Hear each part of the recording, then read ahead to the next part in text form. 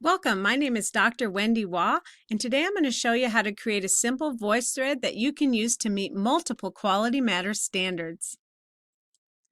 Because we're going to design our voice thread to do two separate things, one, to have students introduce themselves to each other, and two, to have them participate in a discussion directly related to the unit, then it's actually going to cover three standards from Quality Matters, Standards 1, Standard 5, and Standard 6, as noted on the screen. So before we can create our voice thread, we have to have content for that voice thread. And you can create content in a number of different ways, but I'm just going to simply use a PowerPoint with two slides. The first slide has a map of the world so that students can use the drawing tool that's provided by VoiceThread to mark on the map where they're from and talk a little bit about it. The second slide will simply be a discussion question that's used to have them comment in their own opinion based on the content of the unit reading. Once you've created your PowerPoint, simply save it in a location that's easy to find so that you can upload it. So now you can see I've logged on to the website voicethread.com and created an account that simply takes an email address and a password.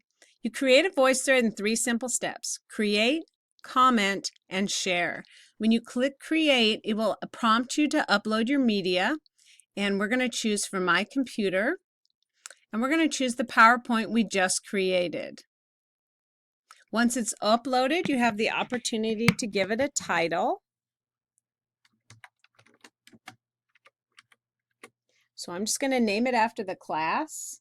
You don't need to do a description or tags at this point. Once it's been uploaded, then you can see we have two slides. So click on each one, and then you'll provide a comment. When you're ready to comment on this one, click on it and choose comment. The comment is typically going to be in the form of instructions for students. So I'll click comment and show you. You can see you're provided this link right here, and when you click on it, you can comment in a number of different ways. You can type in your comment, which I don't recommend because it's small and difficult to read. Students can phone in if they don't have a microphone. They can use the microphone or webcam on their computer. I'm going to click on the microphone and just sort of simulate what I might say if I'm recording for my voice thread. The first time you'll use it, it'll prompt you to allow so that it can access your microphone.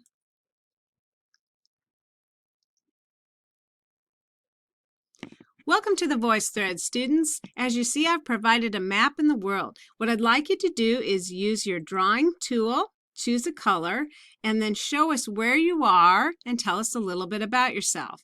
My name is Dr. Wendy Waugh, and I'm in Chadron, Nebraska, which is just about here on the map. So you click the stop recording. As you see, I've provided and you can see it plays it back for you. If you're happy with it, you click on save.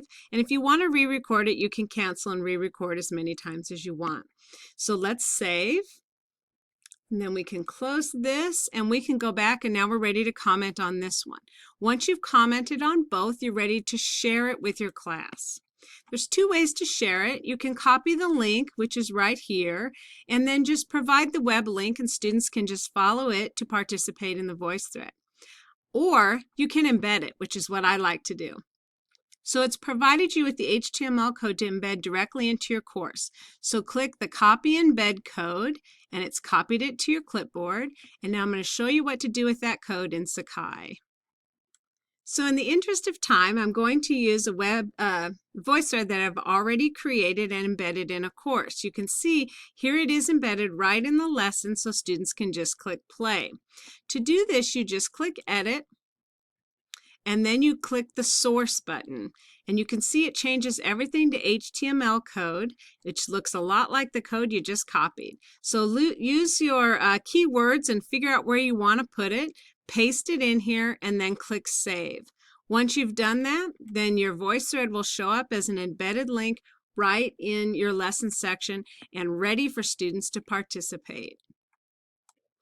As students participate, then their names and pictures, if they've uploaded a picture, will gather around the voice thread, and then they'll just play one after another. Students can click on certain students or listen through the whole thread to each and every one of the students provide a comment. I really like to use voice threads because it's kind of a nice break from the traditional threaded discussion.